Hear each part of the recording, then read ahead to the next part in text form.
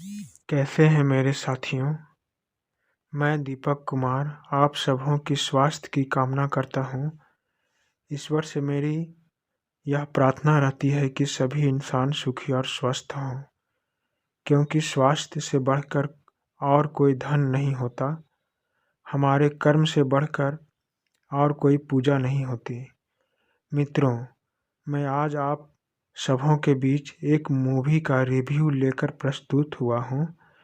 इस फिल्म में वह सब कुछ है जो अपने दर्शक को अपने आप से मोह कर जोड़ लेती है। जैसे आसमान में निकला इंद्रधनुष हमारी आँखों को मोह लेती है और हम उसे देखते ही रह जाते हैं। इस मूवी में इंसानियत, गरिमा, भावना, कर्तव्य, प्रेम और एक्शन बहुत ही बारीकी से दिखाई गई है। इस फिल्म का नाम पिच्चीकरण है। यह एक साउथ मूवी है। मित्रों, मुझे आशा है कि आप सबों को मेरा यह फिल्म रिव्यू ज़रूर पसंद आएगा। यदि यह रिव्यू अच्छा लगे तो कृपया मेरा यह चैनल सब्सक्राइब करें, बेल को दबाकर ऑल पर क्लिक करें और कृपया मेरी पूरी वीडियो देखें, जिससे मुझे आप सबों के द्वारा सकारात्मकता मिलती रहे। मित्रों, यह फिल्म की शुरुआत एक करोड़पति व्यापारी से होती है, जिस व्यापारी के व्यापार का नींव उसकी माँ ने अपने आप को संसार में अकेले रहकर किया। एक विधवा माँ घर घर में काम करके अपने छोटे बेटे को पाला और उसे स्कूल भेजा और कुछ पैसे बचाकर अपने घर में कपड़े का एक छोटा सा मिल बनाया। ईश्वर की कृपा से वह लघु कुटीर उद्योग चल पड़ा और उस माँ का बेटा और उद्योग दोनों बढ़ने लगे। अब उसका वह उद्योग बड़ा बनकर टेक्सटाइल कपड़ा मिल में बदल गया। उद्योग को बेटा संभालने लगा। धन और सम्मान दोनों उन्हें मिलने लगे। उस माँ का बेटा बड़ा ही मातृभक्त और नेक दिल इंसान था। उसका नाम विजय था। माँ और बेटे ने अपने क्षेत्र में मुफ्त अस्पताल, मुफ्त विद्यालय का निर्माण करवाया। विजय अपने कपड़े के कारखाने के सभी कर्मचारियों का सम्मान किया करता था। वे उन्हें प्यार और उचित धन देता था। उसके व्यवहार से कर्मचारी और उसकी माँ खुश रहते थे। मित्रों, जैसे हर सिक्के के दो पहलू होते हैं, उसी तरह विजय का एक दुश्मन भी था, जो उसके बढ़ते कारोबार को देखकर बड़ा दुखी रहता था। वह था उसका चाचा। मित्रों, सब कुछ ठीक चल रहा था कि अचानक माँ बेटे पर मुसीबत की पहाड़ टूट पड़ी। एक दिन उसकी माँ कारखाने की देख-रेख कर रही थी। माँ का ध्यान कारखाने में काम करते हुए कर्मचारी पर था। तभी उसकी साड़ी की पल्लू एक चालू मशीन में जाकर फंस गया, जिससे उस बूढ़ी माँ के सर में गहरी चोट लग गई। सारे कर्मचारी और उसका बेटा बड़ा दुखी हुए और रोते हुए उन्हें अस्पताल ले गए। विजय ने अपनी माँ को कई बड़े-बड़े अस्पताल में इलाज करवाया, लेकिन उसकी माँ सिर पर गहरी चोट लगने के कारण कोमा में चली गई थी। विजय बहुत निराश था। उसने कई मंदिर और मस्जिद में फरियाद किया, लेकिन उसकी माँ के स्वास्थ्य में कोई सुधार नहीं हुआ। वह बड़ा ही दुखी और चिंता में रहने लगा। एक दिन विजय शहर से दूर गांव के एक पेड़ के नीचे चिंता में बैठा था। वहीं पास एक झोपड़ी में एक ज्ञानी साधु रहते थे। उस साधु ने अपने दिव्य दृष्टि से विजय के ऊपर मंडराता खतरा को पहले ही देख लिया था। उसने देखा कि विजय के ऊपर पेड़ की मोटी डाली अपने आप टूटकर गिरने वाली है। साधु ने विजय को पेड़ से दूर किया और विजय के दूर होते ही मोटी डाली टूटकर जमीन पर गिर पड़ी। स्वयं को सुरक्षित पाकर विजय को साधु पर पूर्ण विश्वास हो गया। साधु विजय को अपनी कुटिया में ले गए। विजय से साधु ने उसकी उदासी और चिंता का कारण पूछा तो विजय ने अपने माँ के बारे में सब कुछ साधु को बता दिया। साधु ने अपनी आंखें बंद कर ली और कुछ देर के बाद आंखें खोलकर विजय से पूछा, तुमने अपनी माँ के लिए क्या किया? विजय ने कहा, मैंने अपने माँ का इलाज कई महंगे अस्पताल में करवाया और उनका ख्याल भी रखा। फिर साधु ने पूछा, यह सब तो तूने अपनी माँ के कमाए गए धन से किया। वह धन पूंजी के रूप में तेरी माँ का ही है। तूने अपने तरफ से क्या किया? विजय ने पूछा, आप ही बताइए कि मैं ऐसा क्या करूं कि मेरी माँ ठीक हो जाए। साधु ने कहा, मैं तुम्हें अपनी माँ को बचाने के लिए जो बलिदान देने कहूँगा, क्या तू दे पाएगा? यदि तू मेरे बताए गए उपाय को कर पाएगा तो तेरी माँ जरूर स्वस्थ हो जाएगी। विजय ने कहा, मैं अपनी माँ को ठीक करने के लिए हर बलिदान, हर वह उपाय करूँगा। कृपया आप मुझे बताइए। तब साधु ने कहा, तो सुन, यदि तू कर पाएगा तो तुझे 45 दिनों तक बिना अपनी पहचान बताए भीख मांगना पड़ेगा। भीख में मिले पैसों को एक हिस्सा खुद के खाने के लिए और 3 हिस्सा मंदिर या मस्जिद में दान देना होगा। तो जिस दिन के जिस पल से भीख मांगेगा वह समय से 45 दिनों तक तुझे अपनों से कोई मदद नहीं लेनी होगी। अपनी पहचान किसी के सामने उजागर नहीं करनी होगी। सोच ले, तुझे अपनी सम्मान प्यारी है या अपनी माँ? यह सब सुन विजय अचंभित होकर चिंता में वहां से चुपचाप घर चला गया। कई दिनों तक वह इस बारे में सोचते सोचते विजय के साधु के बताए हुए उपाय पर वह तैयार हो गया, क्योंकि वह अपनी माँ को मरने से बचाना चाहता था। उसके लिए उसकी माँ ही सबसे अनमोल थी। वह अपने कारखाने के मैनेजर को झूठ बोलकर कि मैं 45 दिनों के लिए लंदन जा रहा हूँ, इस 45 दिनों में मुझे कोई भी संपर्क नहीं कर सकता, मैं 46वें दिन में खुद ही वापस आ जाऊंगा। तब तक आप सभी मेरी माँ और इस कारखाने का ख्याल रखिएगा। ऐसा कहकर विजय बैग में कपड़े लेकर हवाई अड्डे की तरफ चल पड़ा। हवाई अड्डे के बाथरूम में जाकर उसने अपना पर्स, पैसे, बैग, जूते को वहीं पर छोड़ दिया और वहां से बाहर आकर अपने शहर से दूर जाकर गाड़ियों की काली गंदगी, ग्रीस अपने कपड़ों में लगाकर गंदा कर लिया। अब रही बात भीख मांगने की। मित्रों, भीख मांगना हर किसी के बस में नहीं। वह एकांत में भीख मांगने का अभ्यास करने लगा। शाम होने को आई। भूख के मारे विजय का बुरा हाल था। मित्रों, कहा गया है ना कि किसी के पेट की भूख इंसान से हर वह काम करवा लेता है जो इंसान नहीं करना चाहता। और आखिर भूख जीत गई और इज्जत हार गई। विजय भीख मांगने की शुरुआत चाय दुकान के पास खड़े एक आदमी से किया तो उस आदमी ने उसे डांटा और थप्पड़ मारते हुए यह कहा कि तुझे शर्म नहीं आती? हट्ठा कट्ठा होते हुए भी भीख मांगता है। चला जा यहाँ से, नहीं तो मैं तुझे मार डालूंगा। वह भूखा था। चलते चलते एक मंदिर के पास वह आ गया। उसने देखा कि मंदिर के बाहर कुछ भिखारी बैठे हैं। मंदिर में पूजा करने वाले लोग उन्हें कुछ न कुछ पैसा भीख में दे रहे हैं। वह उन भिखारियों के पास जाकर बैठ गया। उन्हीं भिखारियों में से 2 भिखारी ने विजय की मदद की।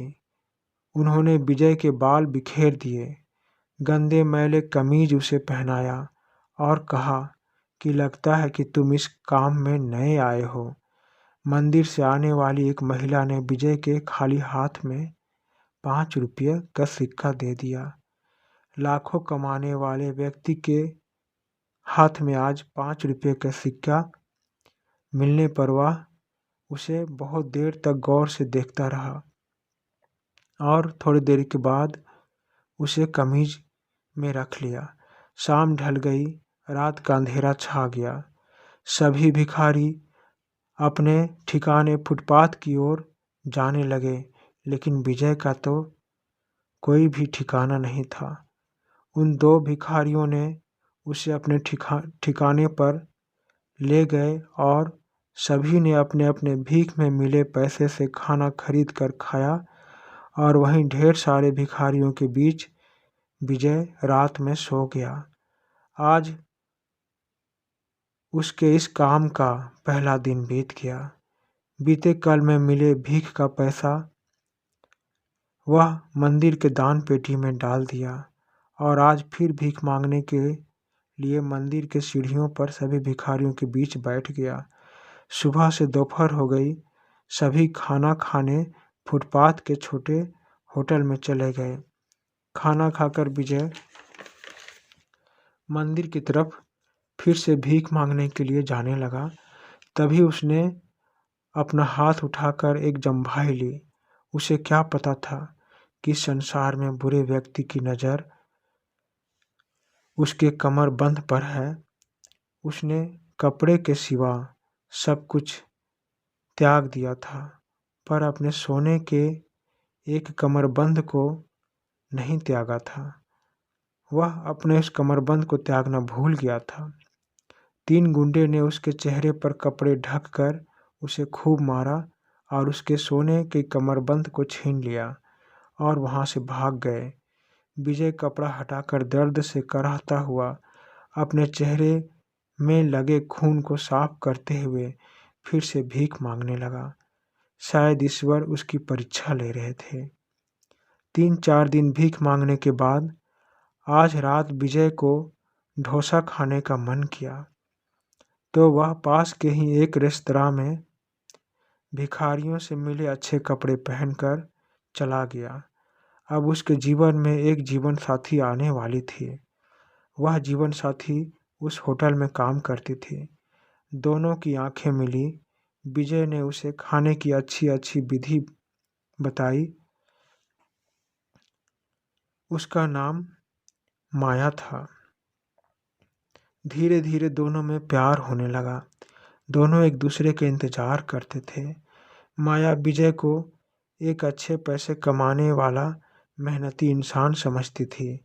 उसे नहीं पता था कि विजय एक भिखारी है। विजय ने भी माया के पूछने पर कहा कि वक्त आने पर तुम्हें खुद ही पता चल जाएगा कि मैं क्या काम करता हूँ। एक दिन सारे भिखारी एक विवाह समारोह में जाने की सोचकर विजय को भी वहां ले गए। सभी भिखारी अपने पास रखे कुछ अच्छे कपड़े पहनकर भरपेट खाना खाने समारोह में गए। निश्चित समय पर सभी अतिथियों को भोजन परोसा गया।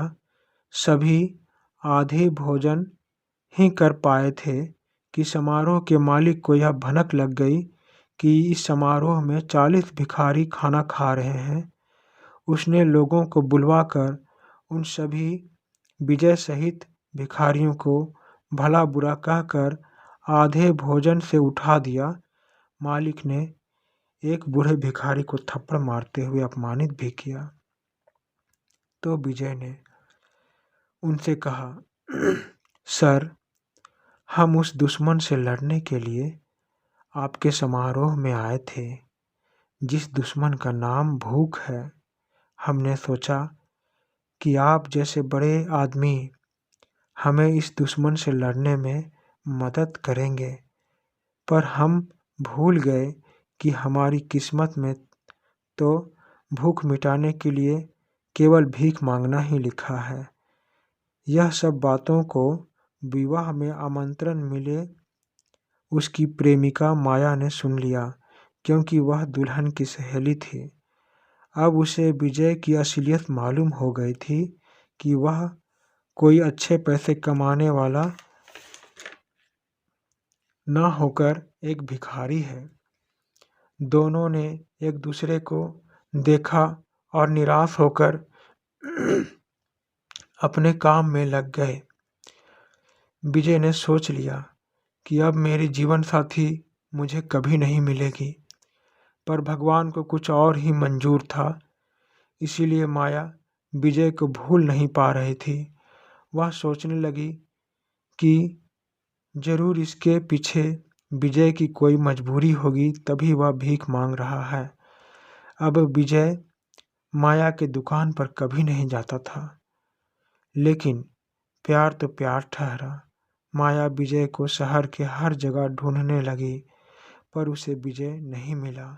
एक शाम ढूंढते ढूंढते माया को बारिश में भीगते हुए विजय मिल गए। माया और विजय दोनों एक दूसरे को देखकर रोने लगे और विजय माया के सामने भिखारी के समान घुटने पर बैठकर दोनों हथेली फैलाकर भीख मांगने लगा, तो माया ने उसे कुछ पैसे दे दिए। दोनों एक दूसरे से फिर से सच्चा प्यार करने लगे। माया ने विजय के भिखारी होने पर भी उसी से विवाह करने का निश्चय किया। धीरे धीरे विजय के भीख मांगते हुए 40 दिन बीत गए। अब परीक्षा के ये कठिन दिन खत्म होने में केवल 5 दिन ही बचे थे। पर शायद विजय को कुछ और भी कठिनाइयों का सामना करना बाकी था। इसलिए विजय के कमरबंद छीनने वाले गुंडे फिर एक बार पैसे छीनने आ गए।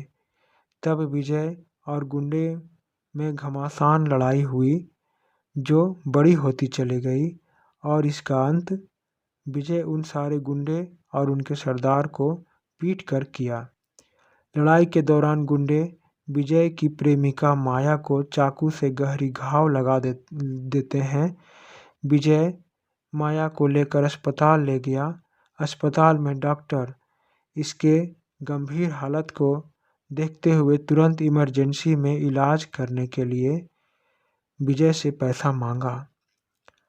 वह उसका मन्नत का आखिरी दिन यानी 45वां दिन था, जिस 45वें दिन के कुछ घंटे अभी बाकी थे।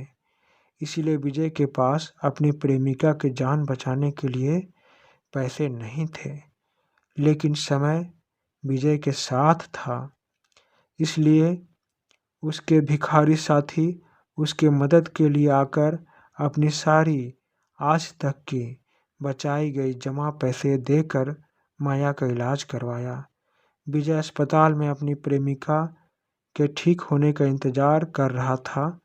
तभी उसके बैरी चाचा ने गुंडे को मारने के इल्जाम में विजय को जेल में भेजने के लिए अस्पताल में पुलिस को भेज दिया। पुलिस विजय को जेल ले जाने के लिए मारते हुए गाड़ी में बैठाने लगे, लेकिन भगवान अब विजय के साथ थे। इसीलिए विजय के 45वें दिन का समय बीत गया। तभी उसके मैनेजर वहां पर आकर पुलिस का रास्ता रोकते हुए कहा कि आप जिसे भिखारी समझकर अन्याय कर रहे हैं, जानते हैं यह कौन है? ये बड़े कपड़े कारखाने के करोड़पति मालिक हैं। यह सुनकर पुलिस को अपनी गलती का पता चला और उसने विजय से माफ़ी मांगी। कुछ दिनों तक इलाज होने पर उसकी प्रेमिका ठीक हो गई और जिसके स्वस्थ होने के लिए विजय ने 45 दिन तक भीख मांगने की मन्नत रखी थी, वह माँ भी धीरे धीरे ठीक होने लगी। फिर विजय और माया की शादी हो गई। अब माया जान गई थी कि उसका विवाह एक भिखारी से नहीं बल्कि करोड़पति से हुई है। सभी परिवार, माँ, बेटे, बहू खुशी खुशी रहने लगे। इस तरह इस कहानी का अंत होता है। प्रिय मित्रों, आपको यह कहानी कैसी लगी मुझे कमेंट करें। आप सबों का धन्यवाद।